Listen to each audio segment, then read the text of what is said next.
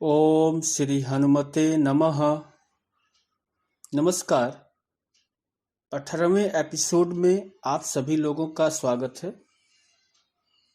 आज जिन चौपाइयों का हम पाठ करेंगे वे हैं नासय रोग हरै सब पीरा, जपत निरंतर हनुमत बीरा, संकट ते हनुमान छुड़ावे, मन क्रम वचन ध्यान जो लावे।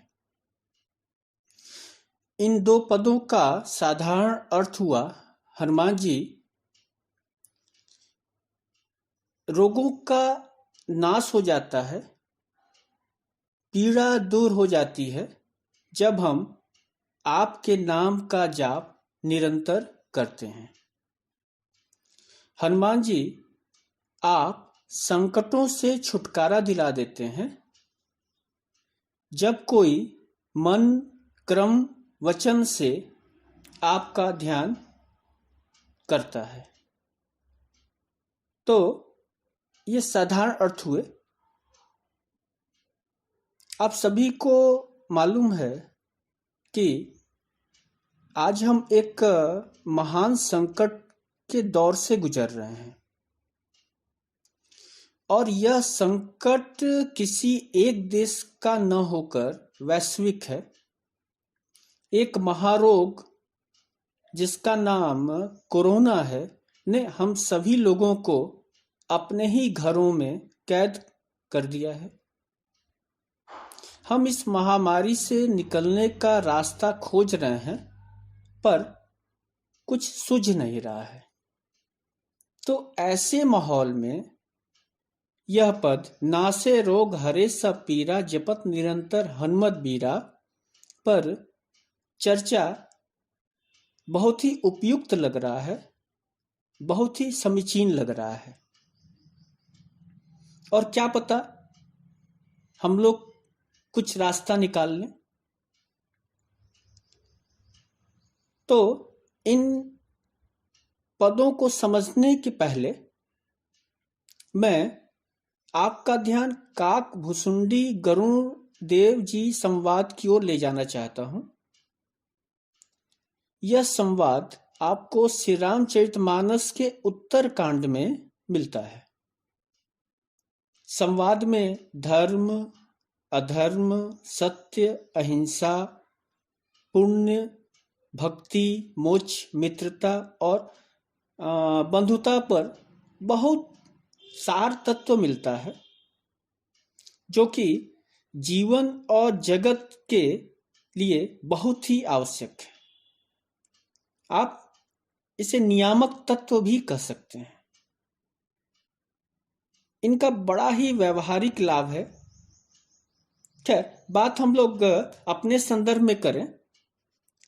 इसी संवाद में यानी कि काक भुसुंडी और गरुड़ जी के संवाद के क्रम में जहां तक मुझे स्मरण है कि गरुड़ जी ने परम भक्त काक भुसुंडी जी से 7 प्रश्न पूछा था और इन 7 प्रश्नों में आखिरी प्रश्न मानस रोग और उसके निवारण से संबंधित था।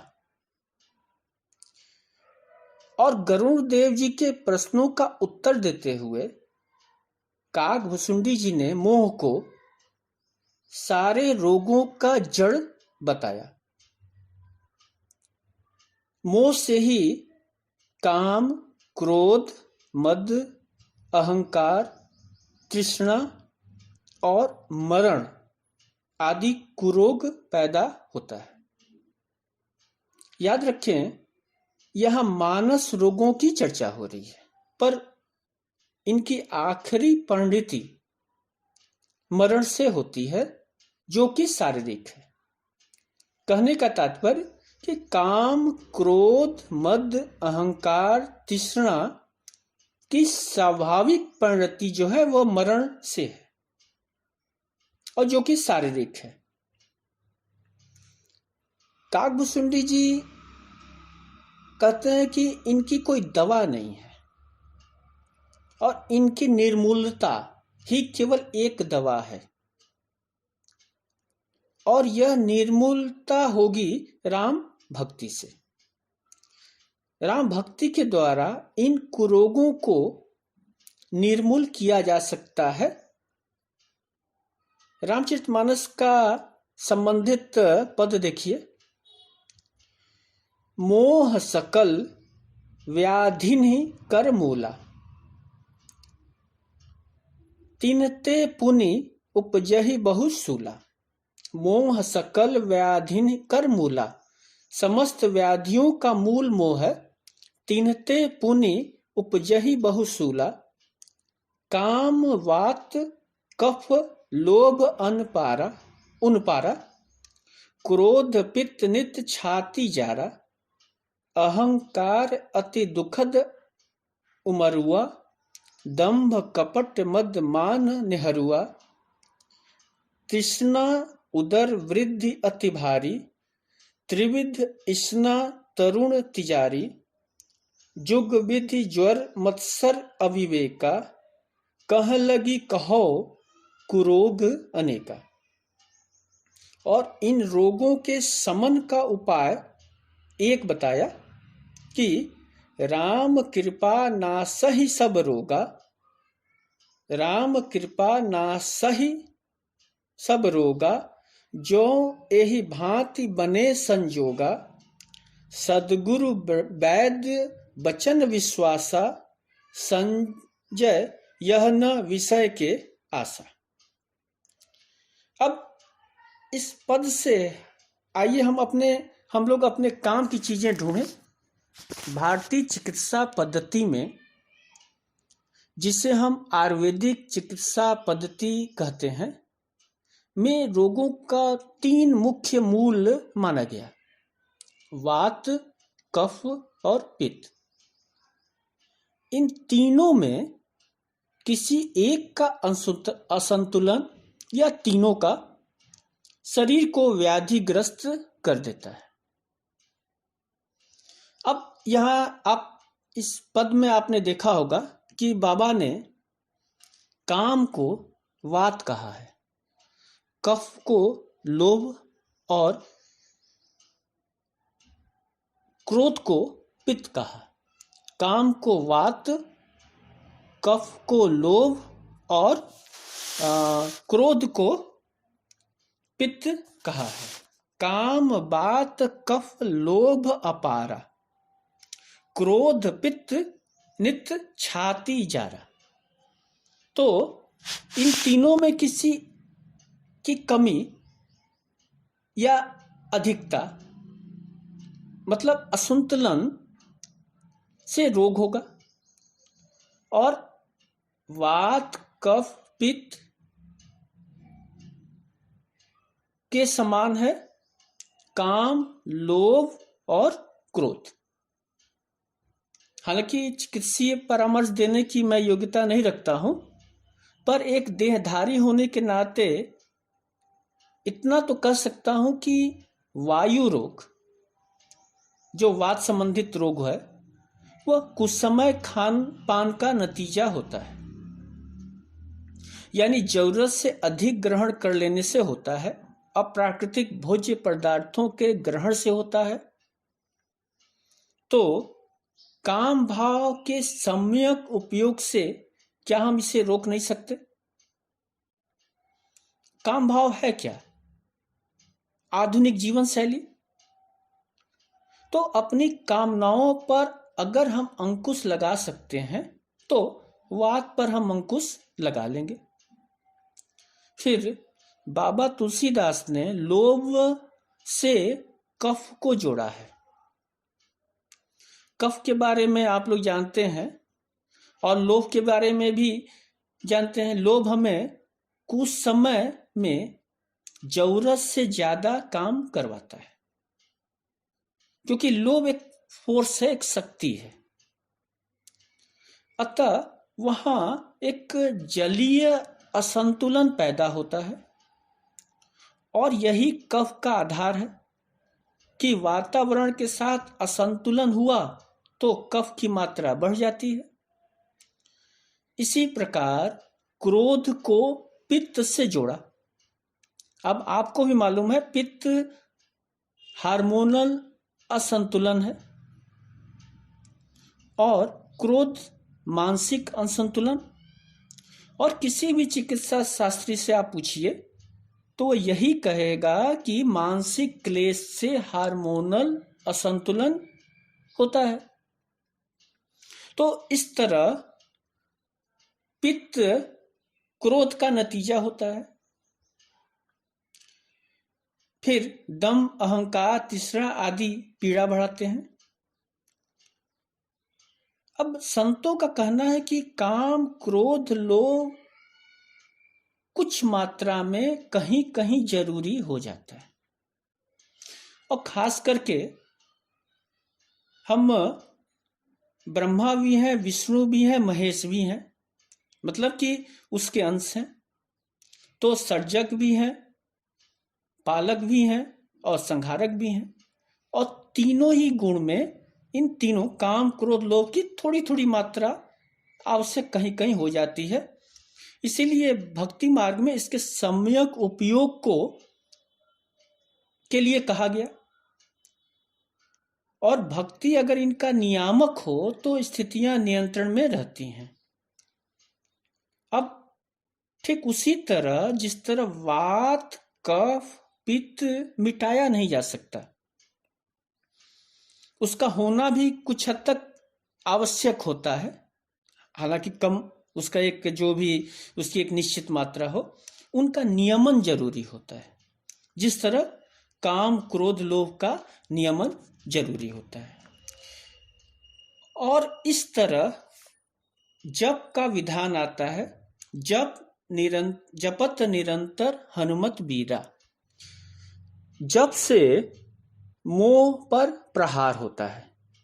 और मोह, जिसे काकभुसुंडी जी ने समस्त रोगों का मूल माना है। मोह एक ऐसा बंधन है जो व्यक्ति को अपने गले में लगाए घूमता है और सोचता है कि दूसरे मुझसे जुड़े हैं, जबकि मोह उसको खुद को होता है। इस संदर्भ में एक प्यारी कथा सुनिए। शेख फरीद एक गांव से गुजर रहा था, कुछ शिष्य भी उसके साथ थे।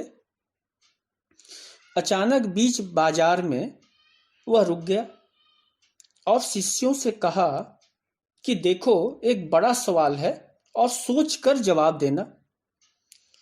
बड़ा तत्व का सवाल है। और सवाल क्या? एक आदमी गाय को बांधकर ले जा रहा है। एक आदमी गाय को बांधकर ले जा रहा है। शेख फरीद ने अपने शिष्यों से पूछा कि यह आदमी गाय से बंधा है या गाय बंधी है आदमी से? प्रश्न था, यह आदमी गाय से बंधा है या गाय बंधी है इस आदमी से? अब शिष्यों ने कहा, इसमें कौन सी बड़ी बात है, कौन सा तत्व का सवाल है? और आप जैसे संत को मजाक करना शोभा भी नहीं देता। साफ है, गाय आदमी से बंधी है, क्योंकि डोर आदमी के हाथ में है और गाय के गले में है। तब फरीद ने कहा कि अब दूसरा सवाल है, अगर हम यह बंधन बीच में तोड़ दें तो गाय आदमी के पीछे जाएगी कि आदमी गाय के पीछे? अब शिष्य चिंतित हुए। उनको लगा कि बात सोचने जैसी हो गई अब, क्योंकि बंधन तोड़ दें तो गाय भाग खड़ी होगी और आदमी पीछे भागेगा गाय के। तो फरीद ने कहा कि मैं तुमसे कहता हूं कि आदमी के हाथ में बंधन नहीं है। दिख रहा है आदमी के हाथ में, लेकिन वो आदमी के गले में है। ऊपर से जरूर दिखाई देता है कि गाय आदमी से बंधी है, पर होता यह है कि आदमी ही गाय से बंधा होता है।